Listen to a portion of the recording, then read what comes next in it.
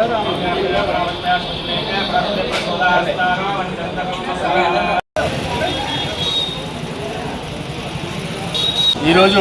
Mega power star Ram Charan Tej గారికి కోయంబత్తూరులో surgery చేస్తున్న నిమిత్తం అమలాపురం మెగా ఫ్యాన్స్ తరఫు నుంచి మేమందరం కూడా వచ్చి అయినవెల్లి శ్రీ వరసిద్ధి వినాయక స్వామి గుడిలో పూజా కార్యక్రమం చేయడం జరిగింది. ఈ కార్యక్రమాన్ని ఎంతో భక్తి శ్రద్ధలతో నిర్వహించాము. ఆ భగవంతుడు రామ్ చరణ్ తేజ్ గారికి ఆయురారోగ్యాలు ఐశ్వర్యాలు ఇవ్వాలని చెప్పేసి మనసారా కోరుకుంటున్నాం.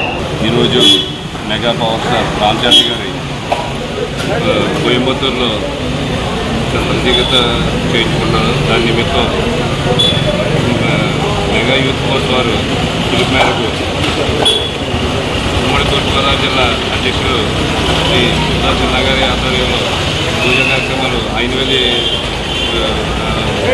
వరసిద్ధి వినాయకుల ఆలయంలో పూజలు నిర్వహించడం జరుగుతుంది. కావున రామ్ చరణ్ గారు తొందరగా కోలుకుని మళ్ళీ షూటింగ్లో పాల్గొనాలని వరసిద్ధి వినాయకుని ప్రార్థిస్తూ mega power star Ram Charan సినిమాలో చిన్న గాయం జరిగింది. దాని నిమిత్తం ఈరోజు కోయంబత్తూరులో సర్జరీ చేస్తున్నారు. చిరంజీవి గారు, సురేఖ్ గారు, సుస్మిత వీళ్ళందరూ కూడా అటువంటి పరిరక్షణలో ఈరోజు ఆపరేషన్ జరుగుతుంది.